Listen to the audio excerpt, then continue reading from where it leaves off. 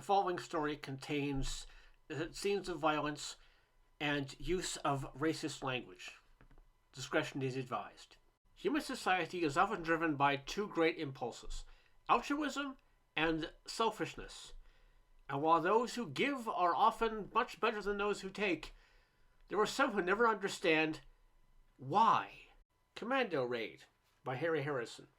Read by Karl Wallace.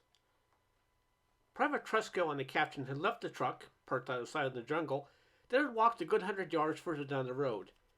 They were crouched now in the dense shadows of the trees, with the silver light of the full moon picking on every rotten hollow of the dirt track before them. "Be quiet," the captain whispered, putting a restraining hand on the soldier's arm, listening. Tresco held his breath and struggled to keep absolutely still. Captain Carter was a legendary jungle fighter, with the scars and medals to prove it. If he thought there was something dangerous creeping closer in the darkness, Tresco suppressed an involuntary shudder. "It's all right," the captain said, this time in a normal speaking tone. "Something big out there, buffalo or deer. But it's downwind, and it took off as soon as he caught our smell. You can smoke if you want to." The soldier hesitated, not sure how to answer. Finally, he said, "Sir, aren't we supposed... someone could see the flame. We're not hiving, Private." "William, do they call you Billy?" "Why, yes, sir. We picked this spot, Billy, because none of the locals normally come this way at night. Light up. The smoke will let all the wildlife know we're here, and they'll keep their distance. They're a lot more afraid of us than you are of them. Not only that, but our informant can find us by the smell, too. One whiff, and he'll know it's not the local leaf. The trail over here leads back to the village, and he'll probably come that way." Billy looked, but could see neither trail nor opening in the jungle wall where the officer pointed. But if the captain said so, it had to be true.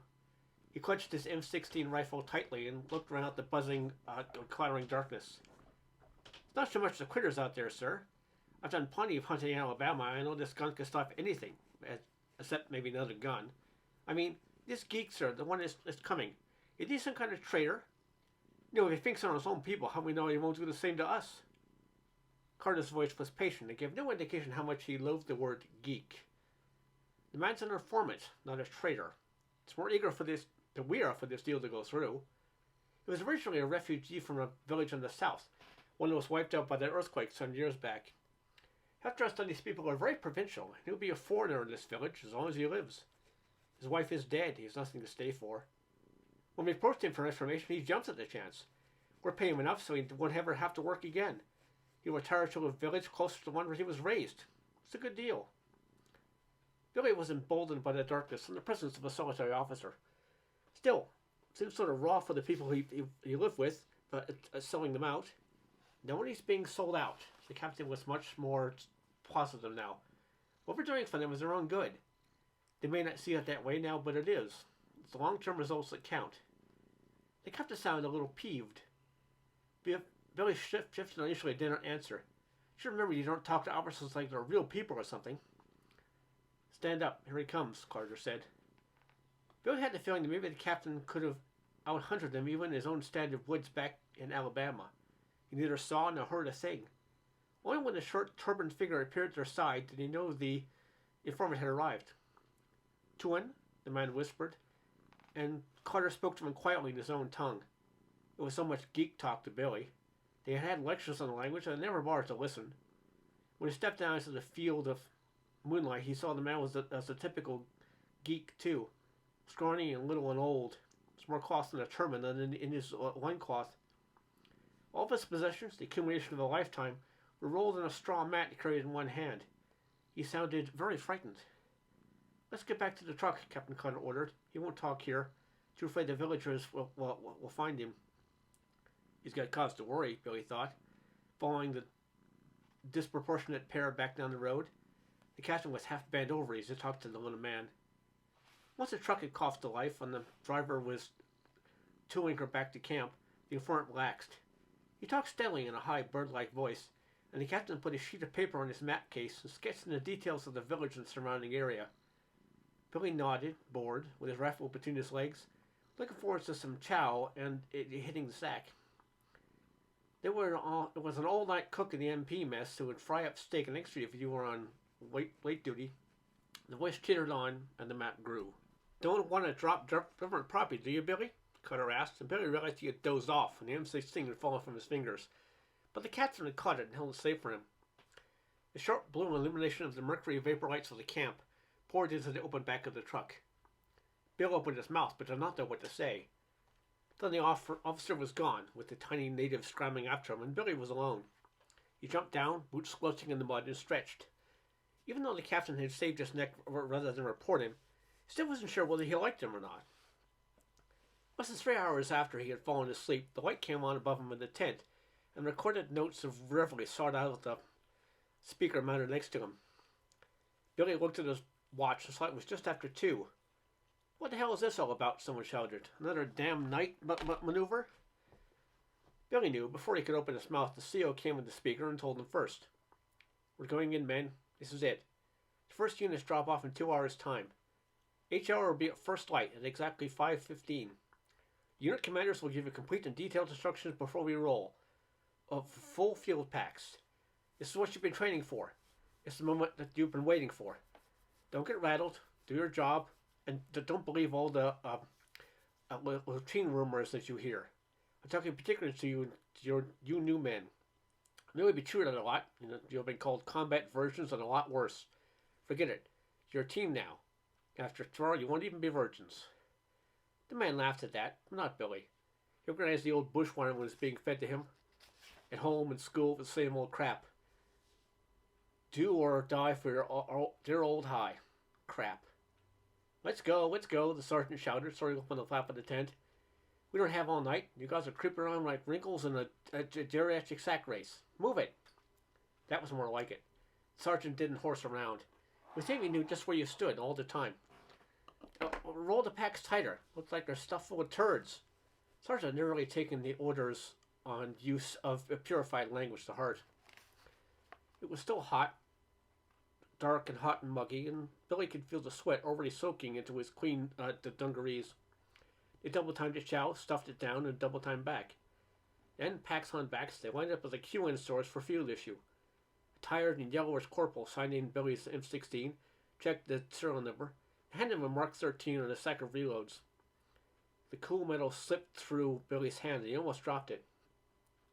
"Keep that foot gun out of the mud, and you'll be signing statements of charges for life," the corporal growled by reflex, and was already turning to the next man. Billy gave him the finger, as soon as his back was turned, and went on into the company street.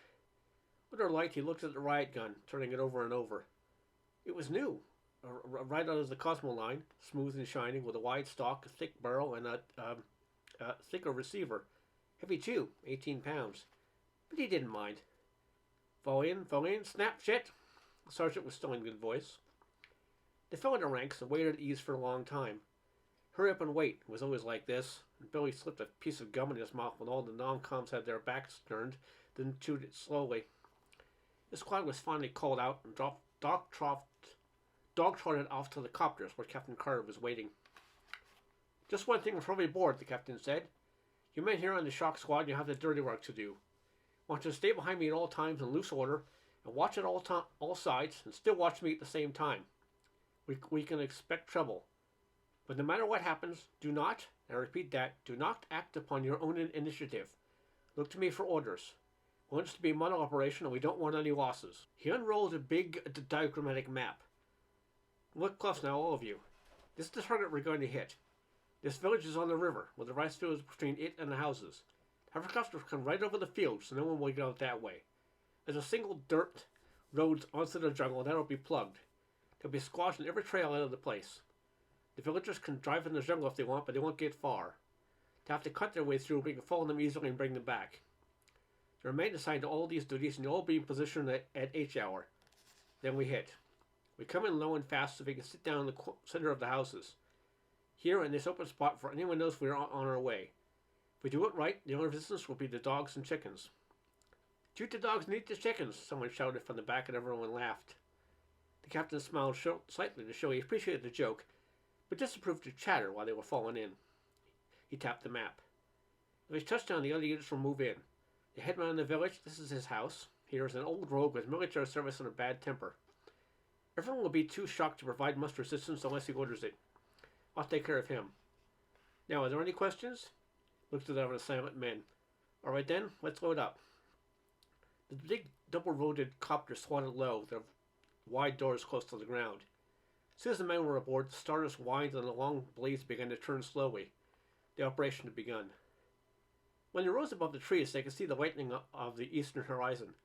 They stayed low, their wheels almost brushing the leaves, like a flock of ungainly birds of prey. It wasn't a long flight, but a sudden tropical dawn was on them almost before they realized it. The ready light flashed on, the captain came down from the cockpit and gave them the thumbs-up sign. They went in. It was a hard landing, almost a drop, and the doors lunged open as they touched. The shock squad hit the ground and Captain Carter went first. The pounded dirt compound was empty. The squad formed on the captain and watched the doorways of the rattan-walled buildings where people were beginning to appear. The surprise had been absolute. There was a grumble of truck engines from the direction of the road and a roar of sound from the river. Billy glanced that way and saw the hovercraft moving across the paddies in a cloud of spray. Then he jumped, gripping the riot gun, as a shrill warbling ripped in his ears. It was the captain. He had a voice gun with a built-in siren. The sound wailed, shriller and shriller, then died away as he flipped the switch. He raised it and spoke into the microphone, and his voice filled the village. Billy couldn't understand the geek talk, but it sounded impressive. For the first time he realized the captain was unarmed, and even wore a garrison cap instead of his helmet. They were taking a big chance. Billy raised the foot gun to the ready and glanced around at the people who were slowly emerging from the houses. Then the captain pointed towards the road and his echoing voice stopped. All of the watching heads, as though worked by a single string, turned to look where he indicated. A half-track appeared, engine bellowing, trailing a thick column of dust. It braked, sliding to a stop, and a corporal jumped from the back and ran a few paces into the town well. He had a bulky object in his arms, which he dropped into the well, then dived aside. With a sharp explosion, the well blew up. Dirt flew and mud and water splattered down. The walls collapsed. Where the walls had once been, there remained only a shadowless, smoking pit. The captain's voice cut through the shocked silence that followed. Yet even as his first implied words swept the compound, a hoarse shout interrupted them. A gray-haired man had emerged from the headsman's house. He was shouting, pointing at the captain, who waited until the other had finished and answered back. He was interrupted before he was done. The captain tried to argue, but the headsman ran back inside the building. He was fast. A moment later he came out with an archaic steel helmet on his head, waving a long-bladed sword over his head. There hadn't been a helmet made like that in 40 years. And a sword. Billy almost laughed out loud until he realized the headsman was playing it for real. He ran at the captain, swords raised, ignoring the captain's voice completely. It's like watching a play, being in a play, with no one moving, and only the captain and the old man playing their roles. The headsman wasn't listening. He tacked, screeching, and brought the sword down around at a wicked, decapitating cut. The captain blocked the blow with the voice gun, which coughed and died. He was still trying to reason with the old man, but his voice sounded smaller and different now, and the headsman wasn't listening. Twice he struck, and a third time, and each time the captain backed away a bit and parried with the voice gun, which had rapidly been reduced to battered junk. As the sword came up again, the captain called back over his shoulder. "Private Trusco, take this man out. This has gone far enough." Billy was well trained and knew what to do without even thinking about it. A step forward, the foot gun raised to his shoulder and aimed, the safety off, and when the man's head filled the sight, he squeezed off the shot. With a throat-clearing cough, the cloud of compressed gas blasted out and struck the headsman full in the face. "Masks on," Captain Carter ordered, and once more the movement was automatic. Small the stock in his left hand, right hand free, grasped the muzzle, gas mask actuating on the brim of his helmet, and pull. Transparent plastic reeled down and hooked it under his chin, all by the numbers. But then something went wrong. The mace 4 that the foot gun expelled was supposed to take anyone out, down and out. But the headsman was not going down. He was retching, his belly working in and out uncontrollably while the vomit ran down his chin onto his bare chest. He still clutched the long sword, and with his free hand, threw his helmet to the ground and pried open one streaming eye. It must have made out Billy's face to his tears, because he turned from the captain and came on, swords raised, staggering. Billy brought the foot gun up, but it was left-handed and he couldn't fire. He changed the grip, fumbling with it, but the man was still coming on. The sword glistened as the rising sun struck it. Billy swung to the ground like a club and caught the headsman across the temple with a thick barrel. The headsman pitched forward to the ground and was still. Bill pointed the gun at there and pulled the trigger again and again. the gas streaming out and covering the sprawled figure, until the captain knocked the gun from his hand and pulled him about, almost throwing him to the ground. "Medic!" the captain shouted, then almost a whisper through his clenched teeth. "You fool! You fool!" Bill just stood, dazed, trying to understand what had happened as the ambulance pulled up. There were injections, cream on the man's face, oxygen from a tank, and he was loaded on a stretcher when the doctor came over. "It's touch and go, Captain. Possible skull fracture, and he breathed in a lot of your junk. How did it happen?" "It'll be in my report," Captain Carter answered in a toneless voice. The doctor started to speak, thought better of it, and turned and climbed into the ambulance. He pulled away, dodging around the big trucks that were coming into the village. People were out of the houses now, bundled in knots, talking under their breaths. There would be no more resistance. Billy was aware the captain was looking at him, looked as if he wanted to kill. The gas mask was suddenly hot on Bill's face and he pulled it free. "It wasn't my fault, sir," Bill explained. "He just came at me." "He came at me, too. I didn't fracture his skull. It was your fault." "No, it's not. That was some old geek swings a rusty damn pig sticker at me." "He's not a geek, Private, but a citizen of the country and a man of stature in this village. He was defending his home and was within his rights." Bill was angry now. He knew it was all up with him and the coroner's plans, and he didn't give a damn. He turned to the officer, fist clenched. "He's a crummy geek from Geeksville. If he got rights, what are we doing here? Just tell me that." The captain was coldly quiet now. "We were invited here by the country's president and the parliament. You know it as well as I do." His voice was drowned out as the truck passed close by and the exhaust blatted out of them. It stopped, and men jumped down and began to unroll lengths of plastic piping. Billy looked the captain square in the eye and told him off of what he'd always wanted to say. "And a pig's ass we were invited here. Some big shot these local geeks never heard of says okay, and we dropped down their throats and spent a couple $1 billion of the U.S. taxpayers' money to give the geeks the good life they didn't know about and don't need. So what the hell?" He shouted the last words. The captain was much quieter. "Supposed to be better if we helped them the way we helped in Vietnam? Came in and burned them and shot them and blasted them right back to the Stone Age?" Another truck stopped and began unrolling sinks, toilets, electric stoves. "Well, why not? Why not? They trouble Uncle Sam and knock him out. We don't need anything from these kind of broken down, raggedy people. No, Uncle Sam. Uncle Sap is taking care of the world and the taxpayers for footing the bill. Shut up and listen, Private." There was an edge to the captain's voice that Billy never heard before, and he shut up. "I don't know how you got into the aid corps, but I know you don't belong in it. This is one world that gets smaller every year. The Eskimos in the Arctic have DD-1 poisoning from the farms in the Midwest. The strontium-90 from the French atom test in the Pacific gives bone cancer to a child in New York. This is Spaceship Earth, and we're all aboard it together, trying to stay alive on it. The richest countries had better help the poorest, or else, because it's all the same spaceship. It's already almost too late. In Vietnam, we spent $5 million a head to kill the citizens of that country, and our profit was the underlying hatred of everyone there, both North and South, and the loathing of the civilized world. We made our mistakes, so it's time now to learn how to profit from them. For far less than 1,000th of the cost of killing a man, making his friends our enemies, we can save a life and make a man our friend. $200 a head, that's what this operation costs. We've blown up the well here because it was a cesspit of infection. We're drilling a new well to bring up pure water from the strata below. We're putting toilets in the houses and sinks. We're killing the disease-breeding insects. We're running in power lines and bringing in a medical mission to save their lives. We're opening a birth control clinic so they can have families like people, not breed like rats, pulling the world down with them. They're going to have scientific agriculture so they can eat better. Education as well, so they can be more than working animals.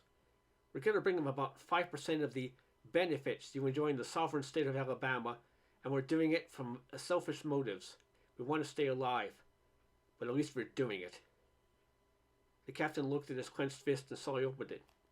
"Sergeant," he called out as he turned away, "put this man under arrest and see you sent back to the camp at once." A crate of composting toilets stood to the ground almost at Billy's feet, and a thread of hot anger snapped inside of him. What were these people to get waited on like this? He'd grown up in a sharecropper's shack and never seen a toilet like this until he was more than 8 years old. Now he had to help give them away to niggers. That's what these people are. You give them everything on a silver platter. Spinning hearts like you, Captain, crying your eyes out for these poor helpless people that are causing the trouble. Captain Carter stopped and slowly turned about. He looked at the young man who stood before him and felt only a terrible feeling of depression. No, Private William Tresco, I don't cry for these people. I don't cry. But if I ever could, I would cry for you.